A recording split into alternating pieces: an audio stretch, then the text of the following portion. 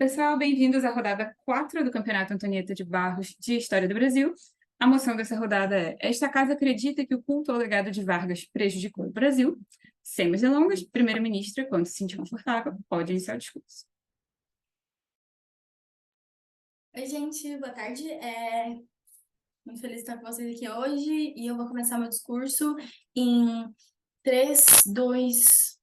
Beleza, vamos começar com as caracterizações. Primeiro, a gente tem que falar o que exatamente. A gente tem que definir essa moção muito bem para que esse debate ocorra bem. Preste bem atenção: o que é culto? Culto é idolatria. É, tipo, olhar para a parte boa sem, tipo, levar em consideração a parte ruim. Não é uma análise, tipo, cética que vê os prós e os contras. É uma análise idólatra. Ignora a parte ruim e exacerba a boa. E o que seria um legado? O legado é o que restou, aquilo que ficou marcado daquilo que ele fez. E o problema do culto ao legado é justamente que a gente ignora tudo aquilo, tipo, a história toda de Vargas, que foi uma história controversa e variada em termos de posicionamentos e políticas públicas, e pega apenas a parte boa e idolatra ela, sem levar em consideração exatamente as coisas ruins, que foram muitas, e a gente vai falar sobre isso nesse debate. O que exatamente é o legado de Vargas? O Vargas, ele trouxe medidas muito positivas para a população, como o próprio trabalhismo e as leis trabalhistas, a construção e manutenção de estatais, que trouxeram realmente bens positivos para a população. O ponto é que, em contraponto a isso, o Vargas também, tipo, literalmente aplicou uma ditadura e aplicou também, tipo, repressão à liberdade de expressão e outras medidas que trouxeram más impactos à população na época. O ponto é que o culto ao legado de Vargas pega a parte trabalhista e a parte de construção e manutenção de estatais e exacerba ela sem colocar em consideração a parte ruim. E o que isso gera exatamente? O culto ao legado é prejudicial, porque a idolatria, tipo, em que muitos setores da sociedade que, tipo, tem por Vargas, e seu legado prejudicou na medida em que gerou uma imagem e perpetuação distorcida da história. E a gente tem que prestar muita atenção também numa última caracterização que eu vou fazer em relação a prejudicar o Brasil. E a gente tem que, tipo, todos os casos desse debate, as bancadas têm que convencer a gente como exatamente isso necessariamente prejudicou o Brasil a médio e longo prazo. Não adianta simplesmente ter sido ruim, mas como isso prejudicou o andamento, o funcionamento e desenvolvimento do país. Basicamente, então, esse culto ao legado dele faz com que a história seja distorcida e gere uma imagem, tipo, num sentido em que existe essa parte da população e, tipo, esse grupo da população que exacerba a parte boa e acaba gerando uma distorção da história que é perpetuada em meios da sociedade. Num sentido em que, tipo, algumas pessoas falam muito sobre história e geralmente essas são as que mais idolatram e que mais têm uma obsessão e, nesse sentido, elas perpetuam essa história.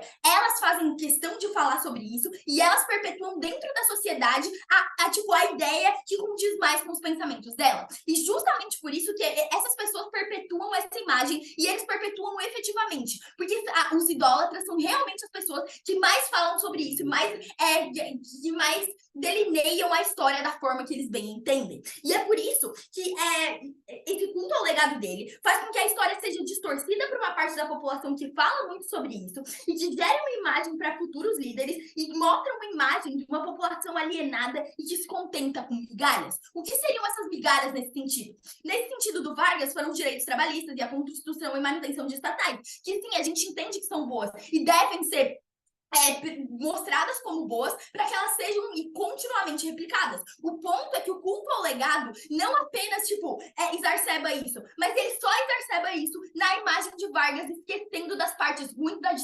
ditadura varguista e da repressão à liberdade de expressão e outras problemáticas. Justamente por isso que esse impacto, tipo, do culto ao legado de Vargas prejudica o Brasil a longo prazo, num sentido em que ele prejudica a formação de novos líderes melhores. Ele, tipo, basicamente, o que é um incentivo para um líder, para, tipo, um futuro presidente ou um líder político ser bom? É justamente, tipo, lógico, tem a questão financeira, mas também tem a pressão da população. A grande massa pressionando faz com que esse líder ache de tal forma ou de outra forma. E é justamente por isso que, uma vez que futuros líderes percebem no povo uma inércia de reação a medidas que prejudicam ela à frente de alguns benefícios, tipo, a gente dá alguns benefícios para essa população e ela vai ficar, tipo, consideravelmente extremamente inerte e não vai exatamente reagir às medidas negativas, porque essa população claramente é uma população que se contenta com pouco. É uma população que não vê, tipo, pô, ele fez coisas boas, mas a gente também precisa criticar as coisas ruins para que elas melhorem e a gente, tipo, exponencialmente evolua e se desenvolva. Esse é o ponto. É vista como uma população que se contenta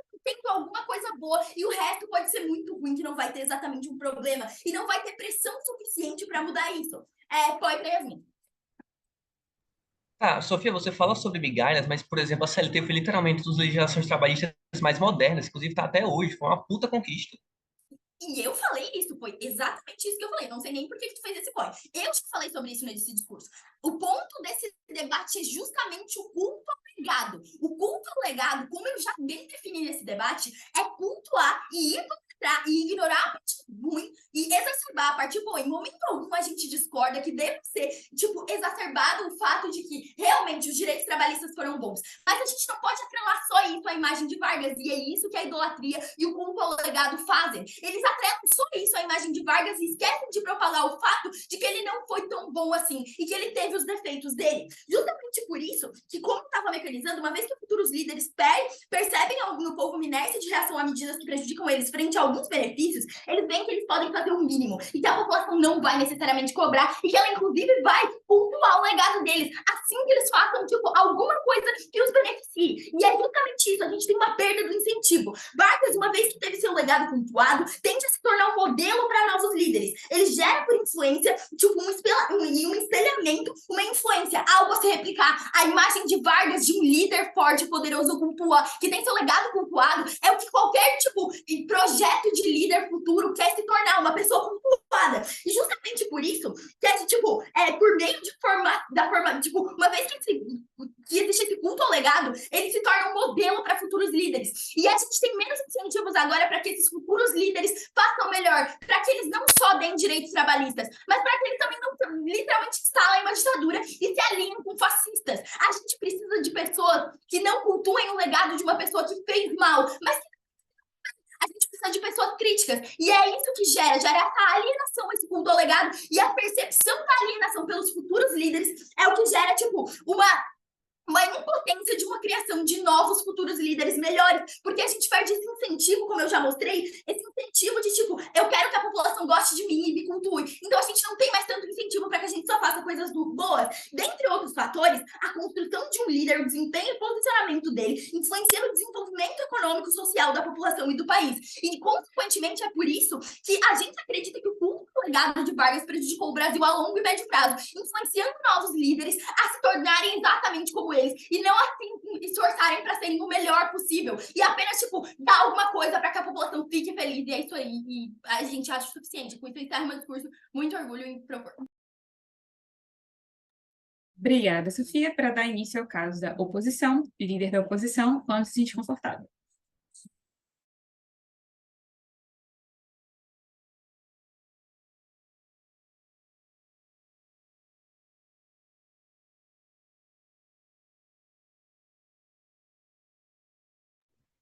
Um instante, problemas logísticos.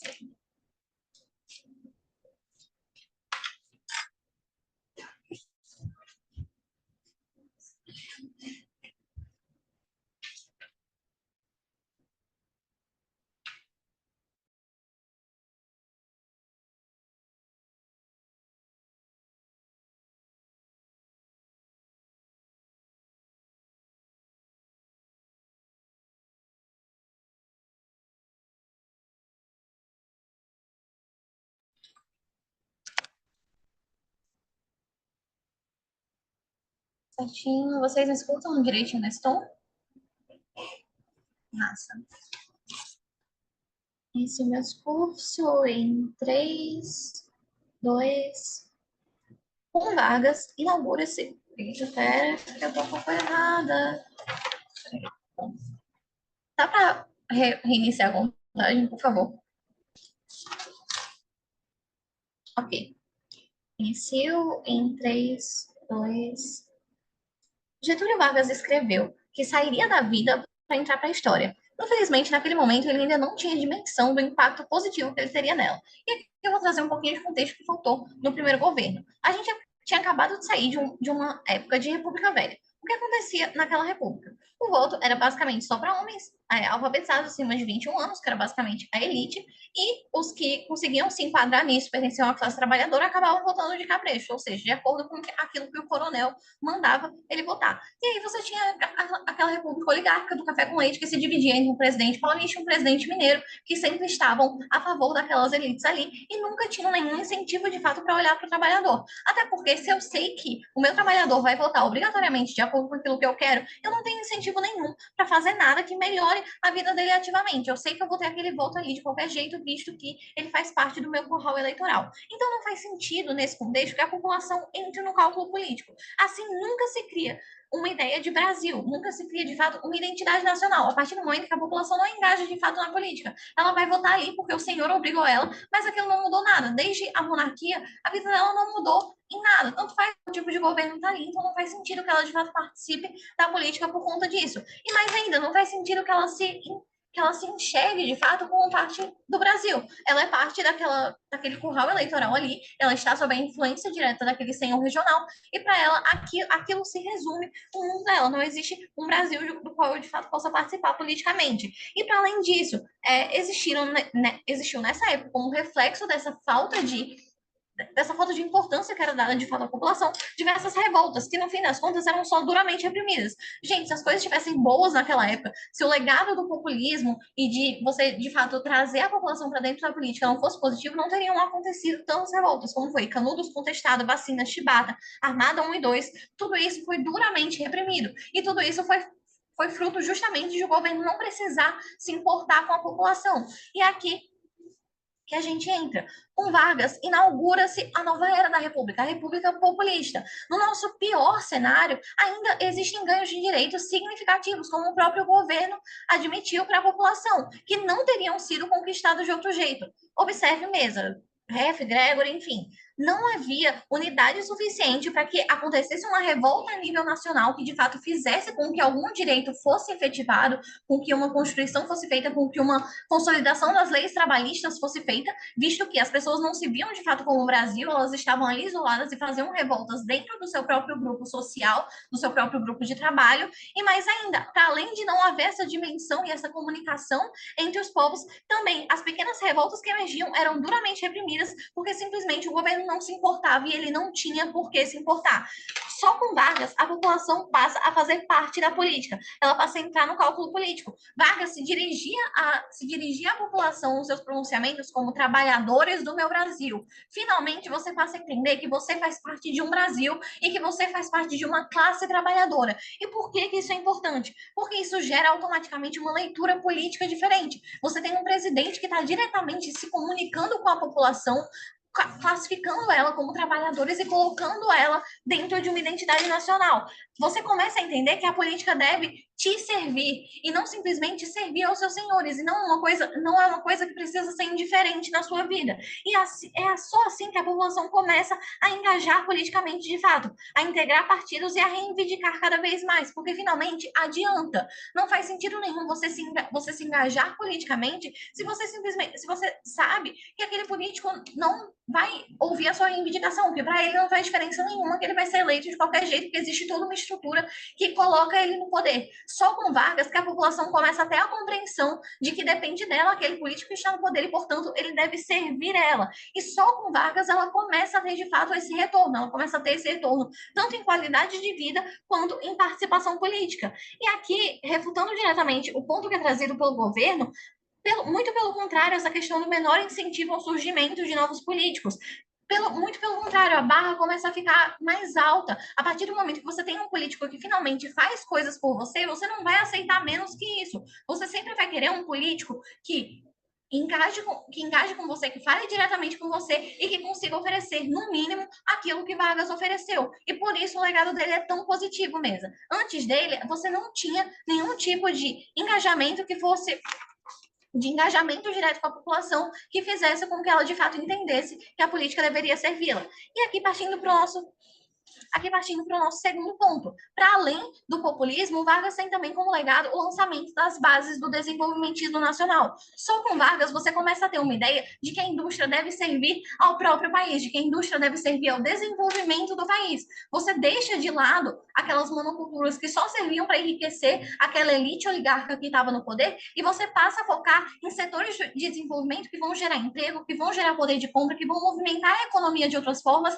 e que vão virar os olhares externos para o Brasil. Só no cenário de Vargas você lança as bases para que isso de fato aconteça e para que o Brasil deixe pelo menos um pouquinho de ser uma economia completamente agrária. Você começa a ter indústria nacional e mais do que isso, mais importante do que gerar emprego, do que movimentar a economia e do que tudo isso, você lança as bases para que futuramente você tenha capital suficiente para investir em mais programas sociais ainda. No cenário de vocês, a economia continua exatamente a mesma porque não tem nenhum incentivo para fazer nada além de continuar servindo aquelas elites. A economia vai continuar exatamente do jeito que elas querem, servindo as monoculturas deles e só isso. No nosso cenário, você tem o desenvolvimento da indústria nacional, você tem o aumento progressivo desse capital que pode posteriormente ser reinvestido em ganhos para a população. Isso foi tão bom que todos os governos que se seguiram se pautaram, até mesmo a ditadura militar, o Kubitschek, etc., todos se pautaram nessa mesma ideia, de que você precisa desenvolver cada vez mais o país, de que você precisa fazer algo além daquilo que estava sendo feito antes. E tudo isso é de responsabilidade do Vargas, porque foi ele que começou com isso. E para além disso, você tem também, pela primeira vez, um intercâmbio cultural, um intercâmbio econômico muito mais forte com os demais países.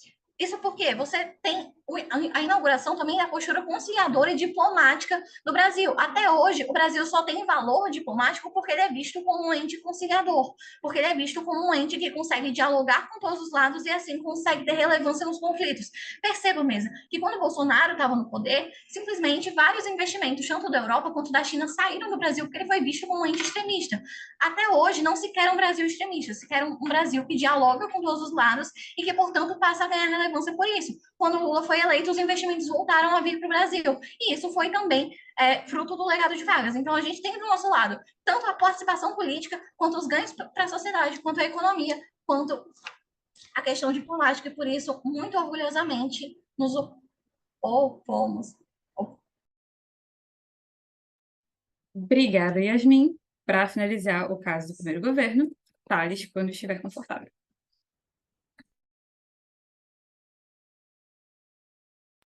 Boa tarde, pessoal. É um prazer estar com vocês aqui.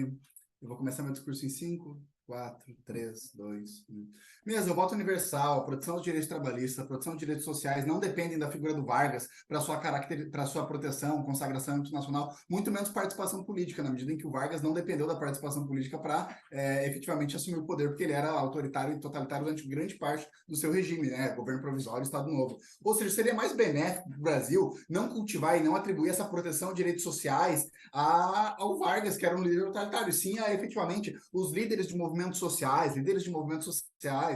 populares, a própria Antonieta de Barros, que dá nome desse campeonato, as sufragistas mulheres, aos campesinos, aos metalúrgicos que fizeram greve, a essas pessoas do povo, efetivamente a mudança. Se a gente atribui a esse Vargas, a gente está dando muito poder, muito culto a uma pessoa que efetivamente assumiu o poder de maneira temerária. Principalmente, o que eu gostaria de falar sobre o caso da primeira oposição é que eles não explicam porque o culto ao legado especificamente do Vargas que vai consagrar isso. Por que a gente não poderia ter salvaguarda de direitos, a participação política, com base em outras figuras que tendem, inclusive, a ser muito mais afetas à população, porque compunham a classe popular, coisa que não era a do Vargas, porque ele era de uma elite, né? E ele fez parte de uma elite desde sempre e depois foi lá assumir o poder por via de golpe.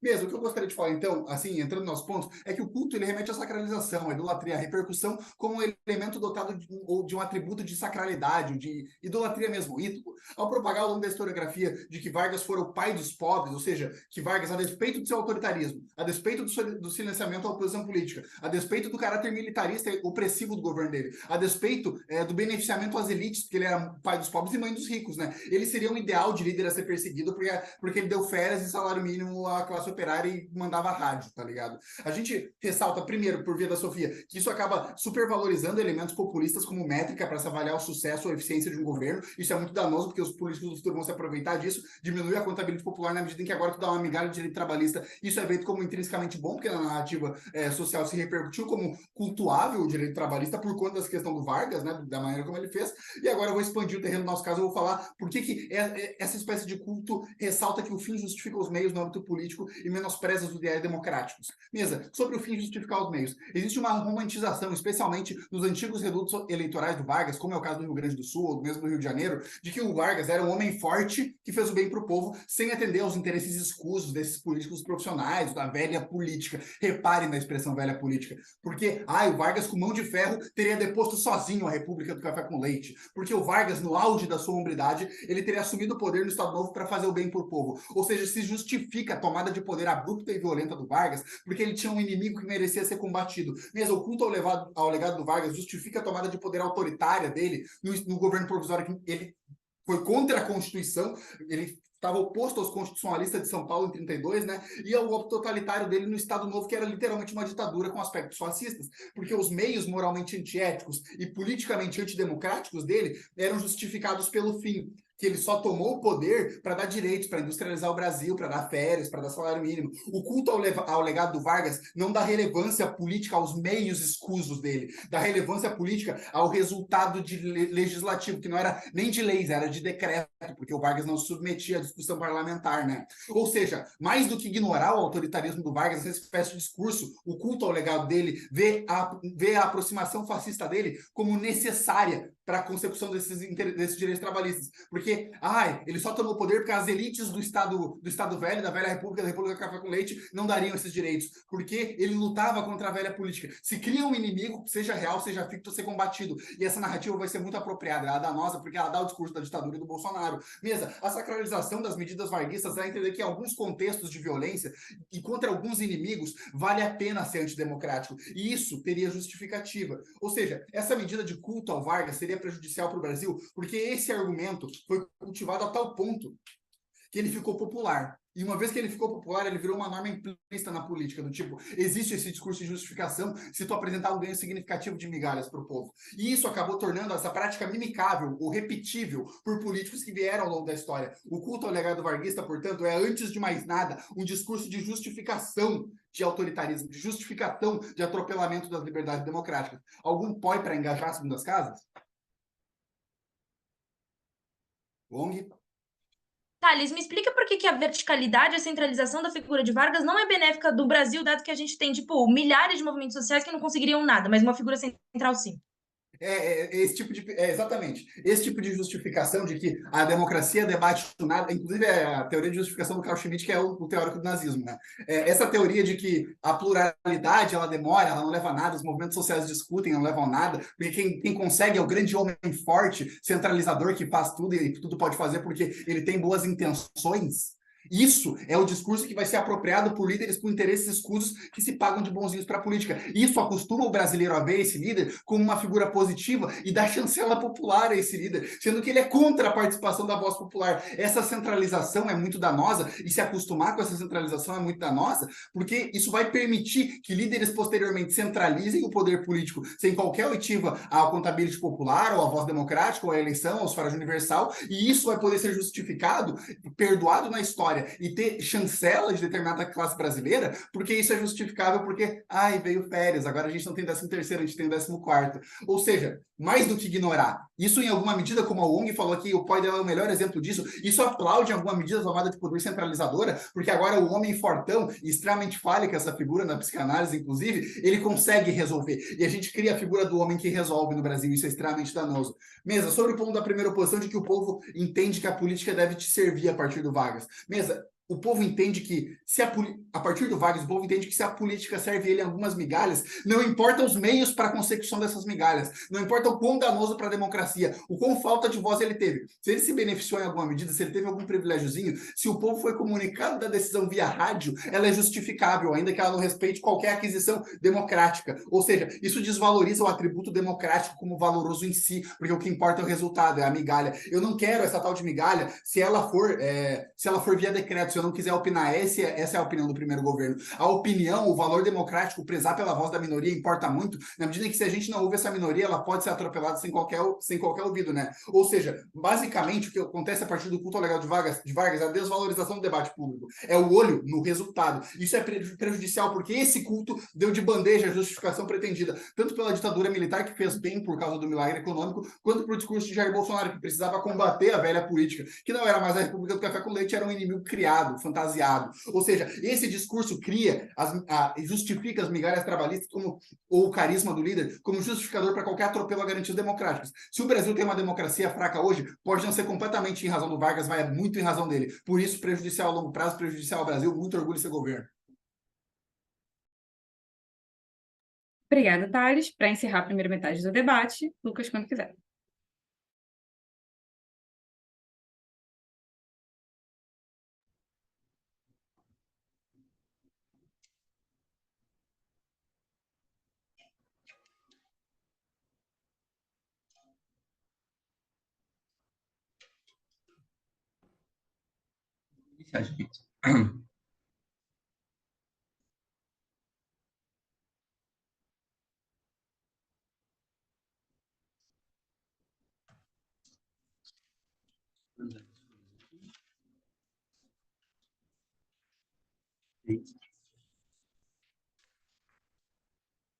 Vai iniciar em 5, 4, 3, 2, 1. Pô, na moral, parabéns, Thales. Você tipo, quase conseguiu justificar o injustificável. Eu acho que você só esqueceu de algumas coisas. A gente está falando especificamente de um país e de uma tradução institucional que ela foi feita a partir da nossa história. A gente não está falando, por exemplo, de países como a Venezuela e a Argentina, que mantiveram uma tradição antidemocrática que influencia a sua política até hoje, tanto do chavismo quanto do peronismo. A gente está falando especificamente do governo Vargas. Mesmo que ele tenha tido atitudes despóticas e ditatoriais, ele se arrependeu. Ele teve um momento que ele falou, não, isso não vale a pena e eu agora só vou concorrer de maneira democrática. Isso é absolutamente diferente do contexto da criação de uma cultura institucional que, de fato, respeita a democracia. Vargas, mesmo que em algum momento tenha respeitado, no fim das contas, ele respeitou a democracia. Isso gera efeitos porque ele tinha muita influência na população e ele deixa muito claro que ele não deveria ter feito o que ele fez. Mas vamos falar especificamente do Vargas e toda essa questão ditatorial e dessa suposta herança maldita ditatorial que o Vargas tem. Vamos lembrar de quem a gente está falando. Isso não é verdade em 2 pontos. Primeiro, a população não compra hoje essa lógica de que os cientificam os meios.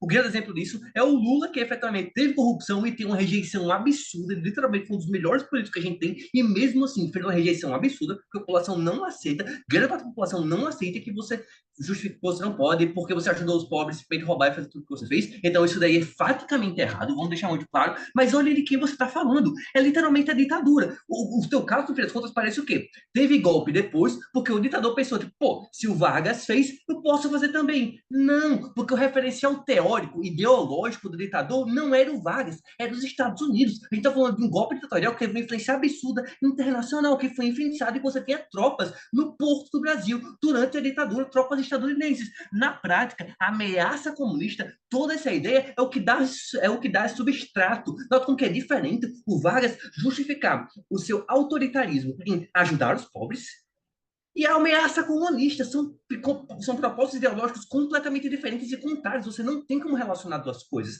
Mesmo que ele tenha tornado mais fácil a ideia de que você pode ser ditatorial, posso conceder isso aqui para você, o eixo ideológico que motivou a ditadura foi um eixo político e de influência internacional, principalmente. Não tem como dizer que o referencial ideológico deles é o Vargas. Na prática, é os Estados Unidos. Deixa eu ver se temos alguma coisa quanto a isso. Não.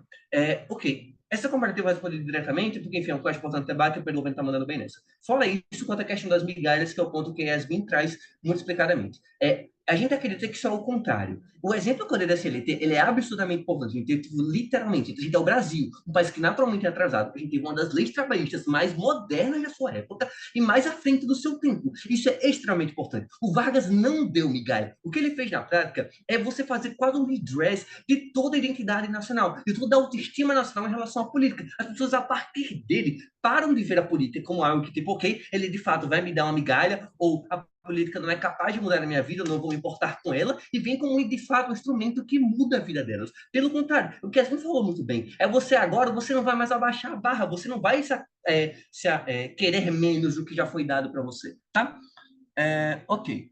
Quanto ao ponto da democracia e da ditadura, rapidinho, antes de eu continuar, só queria deixar muito claro que é importante dizer que a gente teve democracia antes do Vargas e depois do Vargas. Então, de fato, você não teve a ruptura institucional completa, tá? A ditadura aconteceu em resposta a ele, especificamente como a gente vai mostrar dentro do nosso caso. Esse é um debate especificamente sobre culto ao legado. Eu não quero que vocês entendam aqui o discurso da Yasmin, porque ela falou muitas coisas boas do Vargas, mas não é sobre as coisas boas, mas sobre como essas coisas boas elas se perpetuaram no tempo. Como que é a ideia de você que você tem que proteger os pobres, que você tem que proteger a população, que você tem que fazer as pessoas participarem da política e governar para elas. A ideia de que uma indústria nacional forte é necessária para o desenvolvimento do Brasil. Isso ecoa no tempo e influencia os políticos até hoje. Se vocês querem falar de Bolsonaro, vocês querem falar de ditadura, a nossa resposta é exatamente o contrário. A gente queria que eles tivessem levado mais a sério o legado do Vargas, que eles tivessem, de fato, agido em prol da população e não só agido em prol das elites, como a ditadura e o Bolsonaro, que efetivamente era um governo de direito. O governo do direito do Bolsonaro pode até ser populista, mas ele jamais vai ser populista no sentido de dar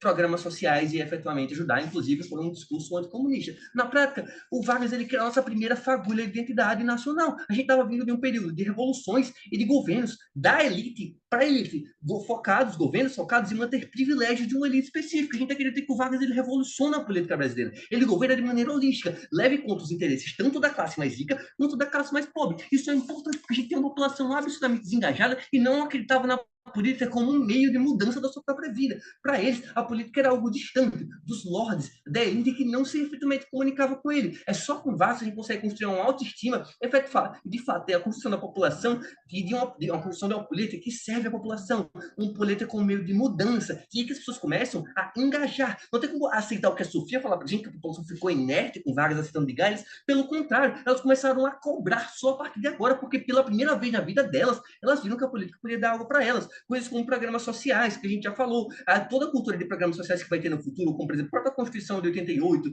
que é super progressista, os movimentos democráticos que você vai ter na própria ditadura, os programas sociais, eles só são possíveis porque a população acredita que a política deve servir a eles. Isso só acontece por causa do Vargas. Antes de continuar, vai, Thales, Sofia. Deputado, como o povo entendeu a participar da política com Vargas se por mais de uma década o povo nem arbitrou sobre ele estar ou não no poder presidencial, ele só tomou o poder. O povo não se alienou a isso? Tá bom.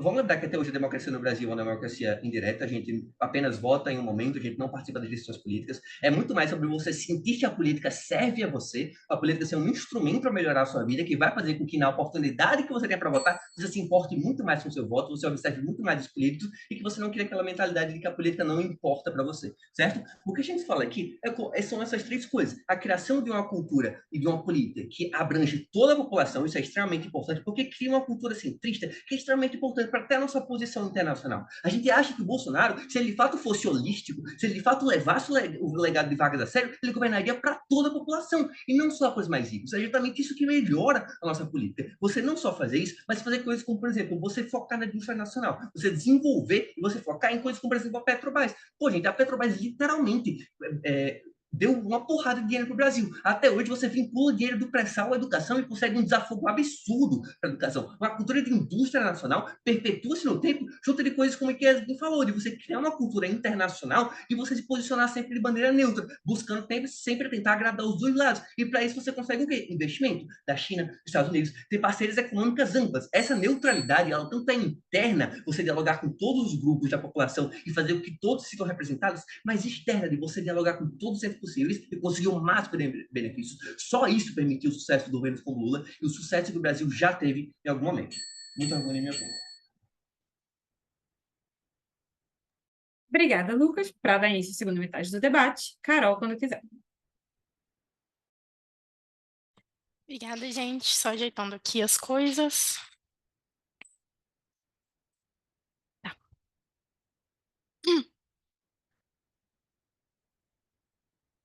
Eu vou começar meu discurso em 3, 2, 1. Bom, mesmo que o ONU entende nesse debate é que a gente não está lamentando necessariamente o que aconteceu durante a Era Vargas, e sim o culto a essas questões. E principalmente, e aí para explicar um pouco melhor o que vai ser o nosso caso, eu vou precisar pegar um pouco no caso de 1G.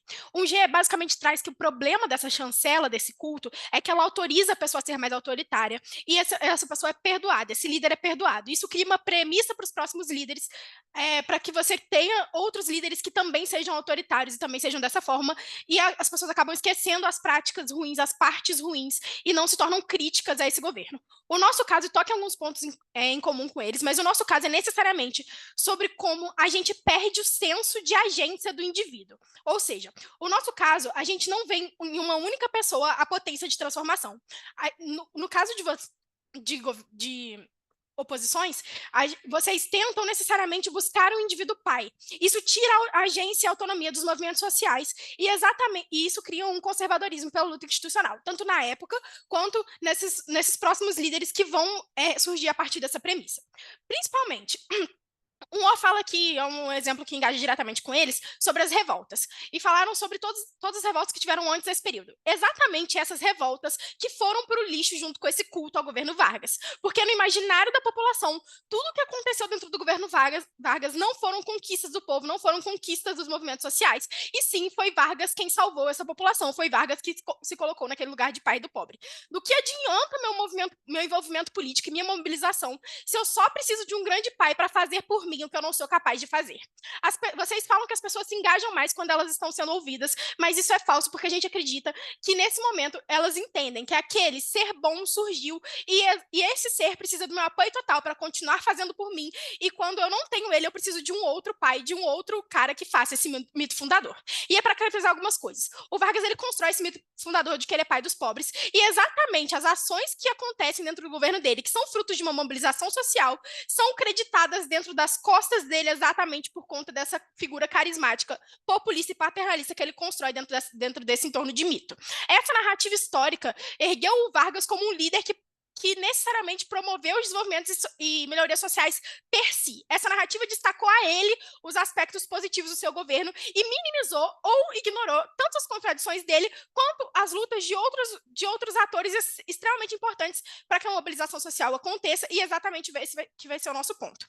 E aí, trazendo um pouco melhor sobre o populismo, que não foi caracterizado muito bem, o populismo é necessariamente uma comunicação direta com as massas. Esse líder carismático, ele vai sim trazer soluções simplistas para grandes problemas, e ele vai apelar para movimentos e emoções, sentimentos dessas populações mais necessitadas. E isso acontece muito para essas populações menos privilegiadas e que são que estão aqui dentro do debate. É exatamente por isso existe sim um poder de manipulação muito grande, e é por isso que ele se coloca nessa posição de provedor e de realmente fazer coisas que já estavam na iminência de acontecer. O paternalismo é você necessariamente se colocar como protetor, como provedor, e a partir do momento em que você tem um pai mesa, você assume a postura de filho, uma postura passiva. O povo, ele deixa de ansiar por movimentos sociais e deixa de se organizar em coletividade para conseguir conquistar seus direitos. Ele passa a delegar poder. A concentração excessiva de poder e influência gira em torno dessa figura central, o pai, o guia dessa nação. O líder paternalista, ele geralmente tem um controle muito significativo, não só sobre o governo, mas também sobre o povo e principalmente sobre as instituições democráticas. E essa cultura populista que valoriza a lealdade do líder em detrimento às instituições democráticas, em detrimento à mobilização social, gera uma desmobilização das massas, e isso é muito prejudicial para o Brasil. Muitas lutas foram acumuladas ao redor de anos e anos. Anos de movimentos sociais rolando que são desconsiderados, e todos os méritos são colocados nas costas de um líder quando eclodiu toda a questão. A gente não está lamentando esses ganhos, mas necessariamente a gente fala que a estagnação na luta por direitos, ela resulta nessa desmobilização social. De onde vem a base de apoio para esse líder populista? E é exatamente de onde essas pessoas são extremamente passivas e complacentes. Existe uma confiança excessiva de que aquele líder vai estar ali, ele vai resolver aquele problema, porque ele já demonstrou que ele é capaz disso, porque ele já, com aquele discurso carismático, se colocou nesse papel. A partir disso, a gente faz com que as massas elas se tornem reféns e cada vez mais vulnerabilizadas desse líder personalista, que se torna o único responsável por uma representação social, e é só na figura dele que há ganhos. Essa dependência é muito grande. E qual que é o problema disso e qual que são os benefícios desses movimentos sociais, para eu tratar aqui qual que é a relevância do nosso caso, e por isso que a gente está na frente do debate até agora. O líder, ele necessariamente, esse líder que a gente fala, Vargas nessa figura, ou os posteriores a ele, têm uma vinculação institucional, eles são pró-instituição. Então, por mais que eles subam no palanque e falem necessariamente que eles querem ajudar o pobre, eles necessariamente são mais conservadores do que esses movimentos sociais que podem trazer ganhos de verdade, porque eles não são outsider. Eles fazem essa palavra do grande pai, eles agregam esses movimentos sociais apoiadores que são contra as instituições e que têm uma luta muito mais radicalizada, porque pega na raiz do problema. É exatamente isso que é o problema. Os ganhos são muito mitigados num cenário onde esse cara ele é muito mais capaz de fazer necessariamente negociações. A luta institucional ela é cada vez maior, a luta institucional é cada vez mais mitigada, exatamente porque eu diminuo os ganhos reais dos movimentos a partir do momento em que os movimentos sociais passam a confiar no único cara como a solução daquelas questões. O movimento social passa a delegar poder, e o povo passa a delegar poder. E ainda quando Vargas não existe, o que é criado é uma busca por um novo pai para se colocar naquele lugar. Antes de falar falar o resto pós-segundas casas. Carol, me explica como a institucionalização, né, na verdade, é ruim para a população e não, na verdade, um canal ótimo de comunicação do Estado e da população, que, dado que as pessoas já são conservadoras no governo, de qual outro modo elas conseguiriam contatar, conversar ou negociar com eles? Tá. O que acontece é que essa institucionalização é boa em alguns cenários, mas ela não é boa no cenário de um líder paternalista, exatamente porque isso vai para muito além. É por isso que a gente usa a palavra culto, porque ela vai para um cenário de adoração. Os movimentos sociais têm uma importância muito grande, eles têm uma representação muito grande, eles são o vozeamento da população. Ou seja, eles são verdadeiramente os que vão ir contra questões institucionais, e instituições essas que são contra os interesses das pessoas mais pobres. Eles falam as preocupações, eles falam as demandas, e é exatamente isso que faz com que a população mais marginalizada possa ter ali alguém para fazer pressão política, para criar aliança para poder tentar conseguir alguma coisa e fiscalizar e principalmente responsabilizar aquele que está no poder, para além de conscientizar as pessoas. Quando eu desmobilizo uma massa, eu faço ela confiar toda em um único pai, um único líder. Eu digo para essa massa que aquela massa tem interesses comuns com ele e que necessariamente tudo que ele fizer é bom. Eu diminuo essa pressão política e eu faço com que necessariamente esse líder, quando não coexistir com esses interesses da população, eu não tenho uma luta social para conseguir mais direitos e mais questões relevantes. E é exatamente por isso que essa sociedade adoece cada vez mais e que todas as conquistas coletivas são inferiorizadas. E toda mobilização efetiva que a gente poderia ter deixa de acontecer. Dito isso, muito orgulho em me propor. Perdão. Obrigada, Carol. Para começar o caso da segunda oposição, Júlia, quando quiser.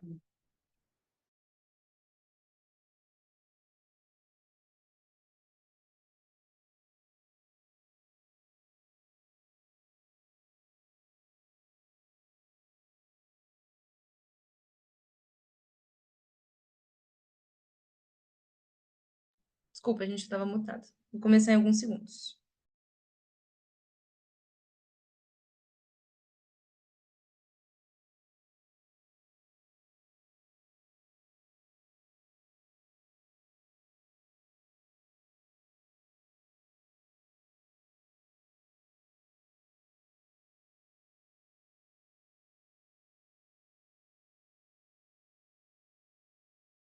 Beleza. Todo mundo me ouve bem? Tá meio travador na minha internet, mas enfim. Dá para ouvir? Legal? Ah, então tá bom. Desculpa. Vou começar o meu discurso em 3, 2, 1. Mas eu vou dividir o legado de Vargas em duas partes. Primeiro, como ele institucionaliza e permite que o povo minimamente consiga conversar com o Estado, dado todo esse cenário já comprado por segundo governo e pelo resto do debate, que na verdade a gente tem pessoas no poder que são mais conservadoras, mas em segundo, quais são os pontos positivos que ele traz, que ele lega para o Brasil, e que inclusive são metas que a gente quer ver em políticos até hoje. Mas vamos lá, o primeiro ponto. O que o Vargas cria é uma mudança cultural por meio do governo. Ele institucionaliza as políticas de altivez brasileira e de regulação das demandas sociais. E o que eu quero colocar aqui é que Vargas ele é pelo menos uma figura que mostra que pelo menos o povo deve ser ouvido. E eu te explico isso. Quando Vargas assume o poder, ele passa por uma crise de hegemonia. Perceba que primeiramente a gente tinha uma política de café com leite e agora emerge uma figura que é da oligarquia gaúcha, que ninguém sabe de onde é, me desculpe os gaúchos, mas que de fato consegue ascender e agora ele tem que lidar com interesses diferentes. Porque percebe que a figura de Vargas na época ela não era tão fortalecida. Ela agora precisa lidar com o interesse, primeiro, da população, mas segundo, das oligarquias também. E eu te explico mais um pouco sobre isso.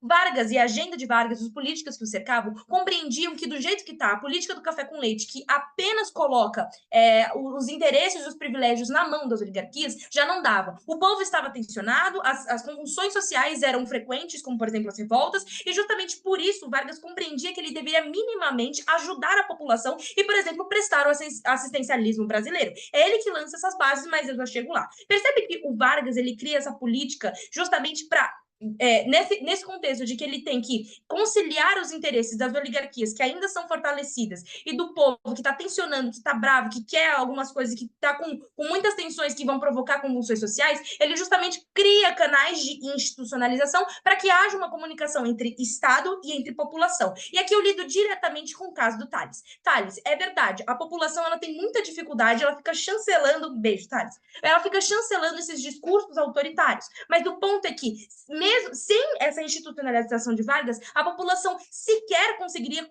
criar um canal de comunicação pelo governo. Porque pelo framing que a Carol te dá, a gente tem uma ideia de que a política, sim, é um local de pessoas mais conservadoras e menos progressistas que a população, que tem interesses em perpetuar seus privilégios e não redistribuí-los. Mas o ponto é que as instituições que Vargas cria, e aqui eu vou citar exemplos para desenvolver melhor, elas justamente criam um canal de comunicação que permite que a população consiga, que o Estado consiga moderar e ouvir os anseios da população. E como que ele cria isso? Primeiro, ele estabelece políticas institucionalizadas, a perpetuação. Vargas é quem cria o Ministério do Trabalho. Vargas é quem regulamenta os sindicatos. Vargas é quem cria a cidadania do trabalho, que é justamente, tem muito, eu vou conceder aos trabalhadores, que são as pessoas que mais lutam por esse país e que promovem a melhoria e o desenvolvimento por meio da concessão de direitos trabalhistas e direitos sociais. Ou seja, quem tem carteira de trabalho tem justamente voz ouvida. E esses canais de comunicação, essas garantias institucionais, democraticamente institucionais, apesar de Vargas não ser o ditador, mas justamente essa instituição é o que permanece até hoje na democracia.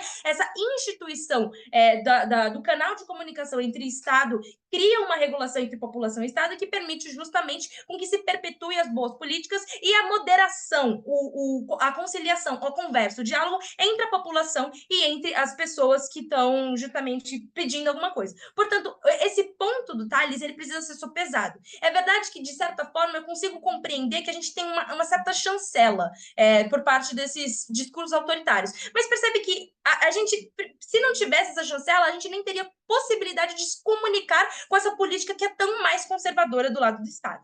Mas, além disso, eu quero te trazer alguns outros pontos que o Getúlio Vargas é um desdobramento desse ponto de institucionalização das políticas que eu vou trazer. Mas você percebe que a institucionalização das políticas é benéfica, porque, primeiro, como eu já provei, cria esses canais de comunicação entre a população e entre o poder mais conservador, ou seja, existe uma moderação, uma mínima horizontalidade de diálogo, mas, segundo, também consegue perpetuar. Isso não fica no troca-troca de governos. Eu estou justamente fazendo o Ministério Público, uma consolidação das leis trabalhistas para o longo prazo. E esse é um ponto muito interessante que o governo traz.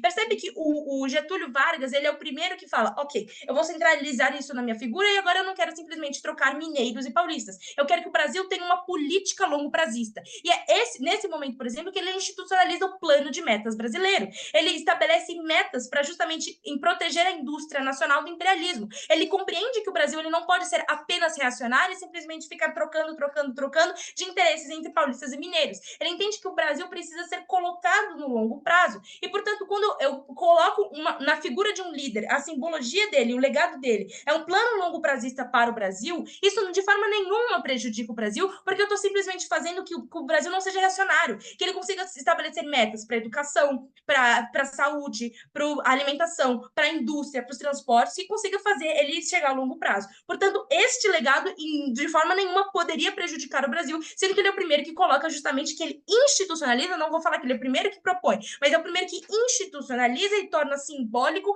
a produção longo prazista do planejamento do Brasil. Mas antes disso, vai Tales. Eu adorei a expressão moderar as comunicações. O Vargas cria o DNI, que é o Departamento Nacional de Imprensa, o primeiro órgão institucional de censura. Como vocês lidam com o aspecto antidemocrático do governo Vargas?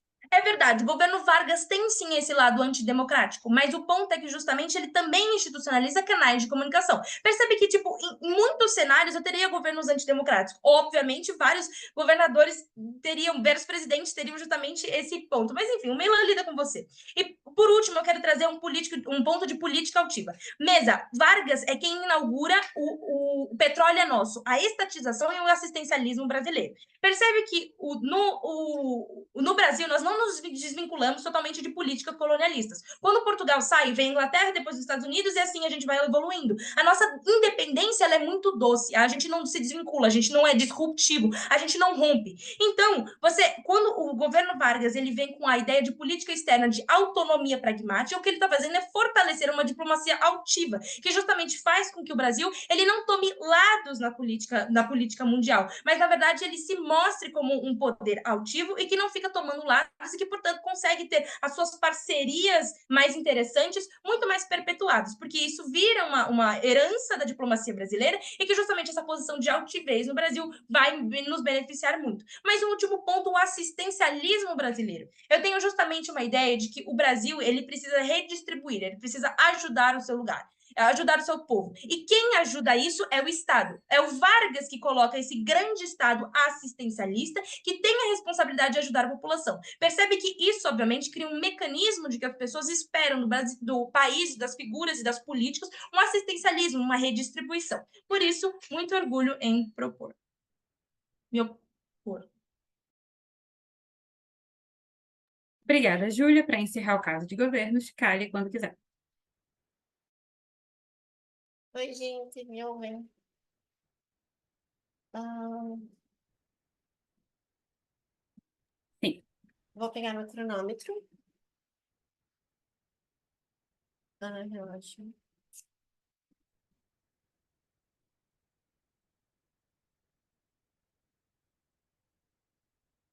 Vou iniciar meu discurso em 5, 4, 3, 2, 1. Mesmo, tudo meu discurso vai ser basicamente reforçar a nossa diferenciação para o primeiro governo, fazer uma computação para a primeira oposição e explicar como que o caso de segunda oposição é marginal nesse debate. Mesa, o caso de primeiro governo está todo numa perspectiva de que a gente vai confiar cegamente nesse líder, porque ele vai se justificar dos meios, enfim. Mesa, a gente caracteriza não um cenário de passividade de perdão perante o líder, mas uma passividade e inércia perante o mundo, pois eu só vejo a potência de transformação pela ação de um indivíduo forte e não por um movimento de pressão política. Esse é o problema do personalismo que o Tales não consegue desenvolver, criando um cenário hipotético implausível. Como o próprio Medeiros já refutou, se um líder começa a me fuder toda hora, todo momento, de forma cotidiana, eu vou me opor a ele. O mais provável é que eu me oponha a ele. Justamente, Pimenta, porque não necessariamente eu preciso desse líder como uma coisa para me prejudicar, mas simplesmente a ideia de que eu vou continuar buscando esse líder simbólico e forte para segurar a transformação, pois eu não vejo potência em mim, já é uma coisa que me leva a ser inerte. É uma coisa que eu não vejo como capaz de transformar o mundo ou capacidade de exercer pressão no mundo. Engajando no caso de primeira posição. Mesa. A Yasmin tenta blindar dizendo que os movimentos sociais não teriam capacidade de fazer uma revolução. Óbvio, a gente não está aqui competindo se a gente vai fazer revolução ou não, mas simplesmente de que a gente é capaz de fazer pressão. E muito mais a gente consegue assegurar necessariamente os mecanismos e as possibilidades de criar um cenário onde se possa ter uma transformação. Não é um homem só que vai ser capaz de fazê-lo. O movimento tenentista que permitiu o golpe de Getúlio Vargas foi traído pelo governo Vargas. Mas, para além disso, movimentos sociais e revoltas que exercem pressão histórica numa disputa pela hegemonia foi o que permitiu as conquistas que o Vargas diz que são deles. A primeira oposição inverte essa lógica e caracteriza como se todos os movimentos e revoltas fossem indiferentes para os resultados pragmáticos políticos do país e fossem consequência da pessoa e da benevolência de Getúlio Vargas. A luta feminista e sufragista no Brasil tem sua conquista no voto sendo creditada a Vargas. As décadas de reivindicação de direitos trabalhistas pelos movimentos sindicais são percebidas como benevolência varguista e não como uma conquista social onde o povo foi capaz de se organizar e, se organizando, ele foi capaz de ter algum mecanismo de conquista de direitos. Yasmin, faz seu ponto. Ali, antes do Vargas, mesmo esses movimentos sociais que você está citando eram restritos à elite. Apenas no nosso cenário, a gente tem a possibilidade que esses movimentos passem a eclodir para a população também, como, por exemplo, as ricas Tá bom. camponesas, Eu que já estavam fazendo pressão no Jango para Eu já reformar. entendi.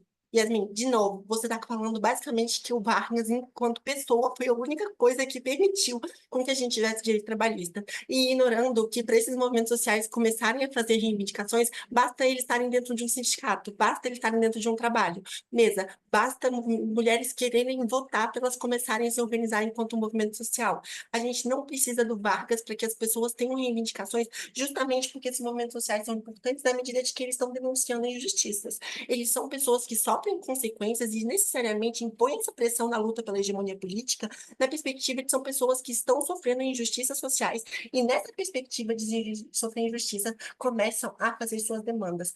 No seu cenário, essa demanda ela é freada por uma figura que é necessariamente vista como o meio e o único meio para atingir esse fim de transformação social, justamente por todo o legado Vargas, de uma perspectiva de atribuir todas as coisas que aconteceram no governo dele a ele, enquanto uma instituição. Isso é um erro que o primeiro governo faz, que a gente tenta remediar segundo governo. Mesa. Necessariamente, a potência de transformação no caso de oposições é vista como dote do líder pai, e não das disputas políticas e das diferentes forças. Engajando um ponto de autoestima nacional que o Lucas Medeiros tenta fazer, mas que é um pouco marginal.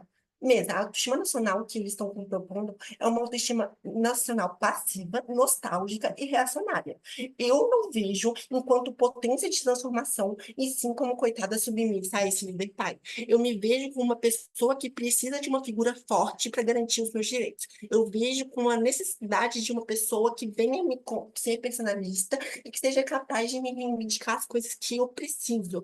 Eu me vejo como uma pessoa que necessariamente detalhe, eu me vejo para isso como uma pessoa que não vai ter esse respaldo na materialidade. Esse líder nunca vai chegar, justamente porque quando esse líder não vai chegar com isso, quando eu falar caso de segunda posição.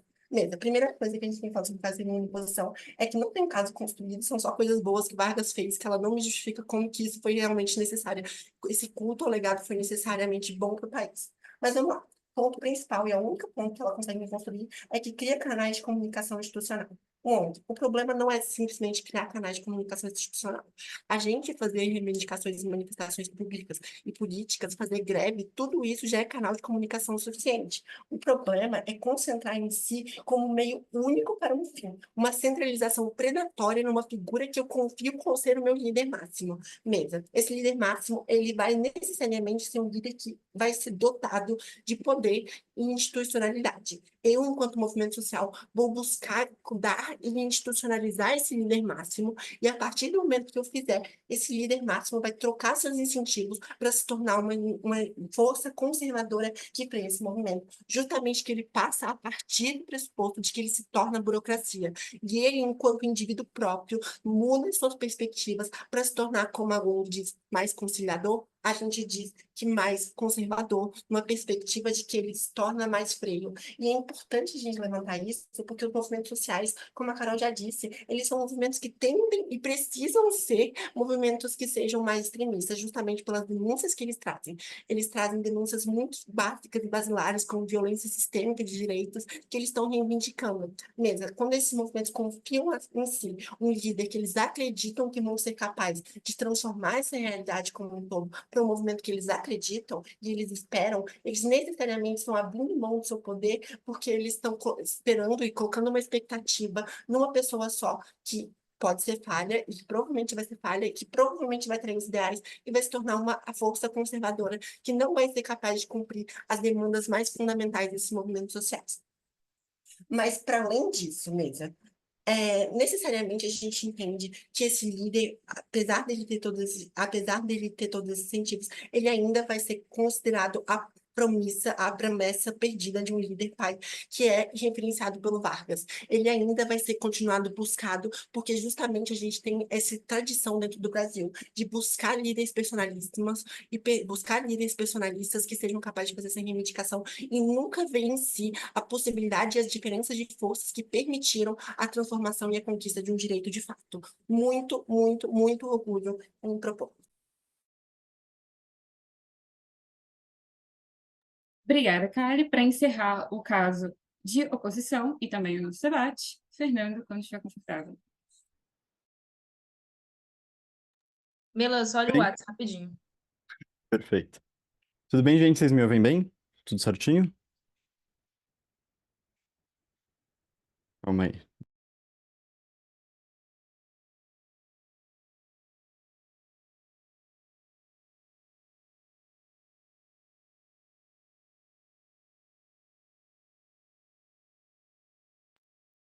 Bom, gente, um prazer estar aqui debatendo com vocês nessa sala. Estou aqui com o meu cronômetro. E dito isso, eu começo em 3, 2, 1. Mesa, acho que o ponto principal para a gente esclarecer qual é o caso que a ONG nos propõe e por que ele é o mais relevante para o debate é retomar um pouco o que a Kali nos diz no discurso dela. Em primeiro lugar, ela diz que greves e manifestações afins das pessoas seriam suficientes para mostrar ao governante, ao Estado, ou que quer que seja a instituição superior, as demandas da população e ainda garantiriam um senso de conquista, tal que as revoltas, os resultados disso seriam atribuídos às pessoas e não a um líder paternalista. Mas veja que se hoje você pode fazer uma greve sem ser demitido ou sem sofrer repressão violenta, brutal, institucionalizada, por assim dizer, da polícia, é justamente por causa de uma institucionalização dos direitos trabalhistas, que é um legado do Vargas. Então, veja que o culto ao legado do Vargas envolve uma projeção do como as pessoas enxergam o que ele produziu de fato para as pessoas. E o principal legado dele nesse sentido é a institucionalização. Não só na criação de empresas e toda a construção do patrimônio brasileiro como um todo, mas principalmente, Mesa, nesse canal da comunicação entre as pessoas e o governo. E veja que isso é uma exclusividade do Vargas, e não necessariamente de um governo populista qualquer, como pode parecer em alguns momentos das primeiras metades. Veja que o Vargas, ao ele poder dar essa abertura para as pessoas, ao ele poder ouvir que fazer greves, por exemplo, é de intenção das pessoas para que elas possam dialogar e, assim, ter uma participação maior, é o que responde o caso de 2G. Então, na verdade, a gente não está lidando com uma desmobilização das lutas por direitos. A gente só está ressignificando essa luta por direitos de uma forma que não dependa de uma ruptura tão grande. E quando a gente analisa o contexto da época, o que poderia ter sido, a partir da posição do Vargas naquele contexto, é muito fácil perceber que as elites que detinham um poder muito maior acima do trabalhador médio poderia reprimir facilmente esses movimentos. E o que garante, então, que essas lutas não serão desmobilizadas por uma violência brutal de um ente mais poderoso e que tem os incentivos de manter as pessoas trabalhando a custo baixo e tudo para manter os seus privilégios, é justamente essa institucionalização que coloca as pessoas em um púlpito e consegue dar voz a elas. É claro que isso não é um legado sozinho do Vargas, mas é ele que institucionaliza isso e torna isso mais presente para as pessoas.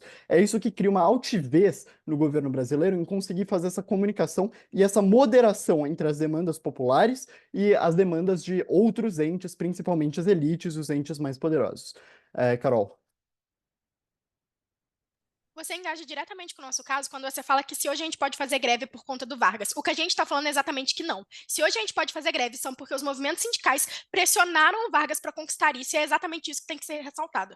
Não, perfeito. Os movimentos sindicais pressionaram o Vargas e o Vargas escutou. Ao invés do Vargas reprimir e meter o pau nesses grupos que estavam demandando e pressionando ele para tomar uma atitude diferente, o Vargas ouviu e acolheu isso. E tudo bem, você pode afirmar que isso é a atitude de um ditador que está tentando manipular as pessoas, e eu já engajo com o ponto da censura do Tales.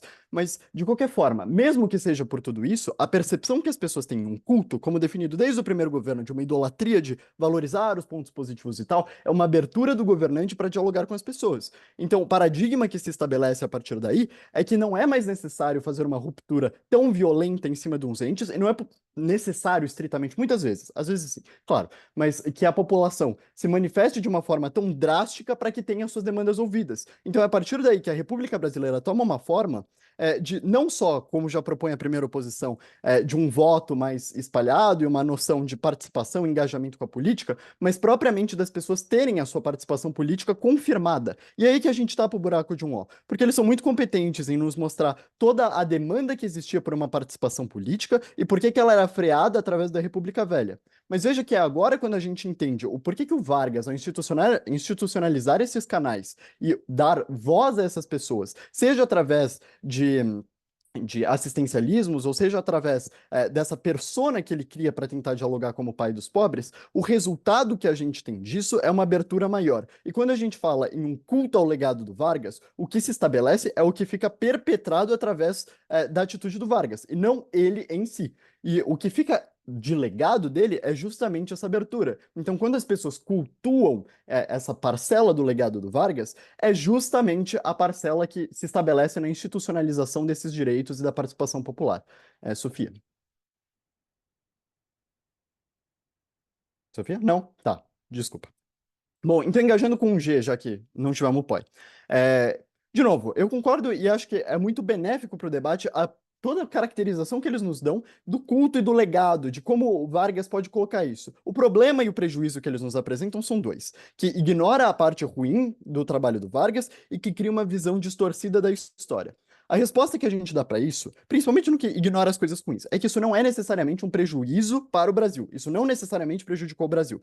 Porque quando as pessoas ignoram a parte ditatorial e ignoram esse aspecto de todas as coisas, o fim que isso chega não é, a conclusão que isso chega não é a do Tales de que os fins justificam os meios e perpetra-se um ditador. A resposta que um O dá para isso é suficiente já. Mas na verdade é que se nós criamos uma visão distorcida da história, é um viés de confirmação para as pessoas de que elas podem confiar em um ente, mesmo que seja populista, e elas podem demandar dele que sejam ouvidas, e isso torna-se um paradigma estabelecido para a população. Então, mesmo que seja uma visão distorcida da história, a conclusão que o Tales tira de que prejudica a formação de líderes melhores não é verdadeira. Porque a partir de agora, a gente tem um canal para que, se o líder não estiver em acordo com isso, agora a população pode ter um caminho mais saudável e mais simples de se manifestar com respeito a isso. E quando ele diz que houve uma censura e que o Vargas impôs a censura, sim, isso é verdade. Mas quando você pensa no Vargas e você abre ali a página inicial da Wikipedia sobre o Vargas, a primeira coisa que aparece não é sobre a censura, é sobre a contribuição que ele teve com as estatais brasileiras e com os direitos trabalhistas, por exemplo. Então, quando as pessoas cultuam cegamente esse legado do Vargas e focam justamente na participação que ele teve na formação do Estado brasileiro enquanto possuidor e agente direto na produção de riquezas e na escuta que teve da população e em perpetrar uma legislação trabalhista que foi por muito tempo e ainda é exemplo para o mundo, referência em como ela se constrói à frente do seu tempo de forma muito progressista, perdão. Então, o culto ao legado do Vargas que fica não é a censura. Então, mesmo que as pessoas cultuem e esqueçam que o Vargas foi um ditador, o resultado último que nós temos ainda é mais favorável no cenário de oposição, em que as pessoas valorizam esse canal e usam ativamente desse canal para espalhar as suas demandas e o que elas precisam do governo, que seja feito por isso. Então, ainda que as pessoas tenham o custo de se esquecer, em certa medida, o que teve de ruim quando elas cultuam cegamente isso, pelo menos nós garantimos uma institucionalização que é fundamental para a construção do Estado brasileiro. Por tudo isso, tenho muito orgulho em opor e encerro. Obrigada, Fernanda. A gente vai encerrar a transmissão por aqui. Muito obrigada a todos os debatedores. Agora a mesa vai se reunir e em breve traz a deliberação para vocês. Obrigada.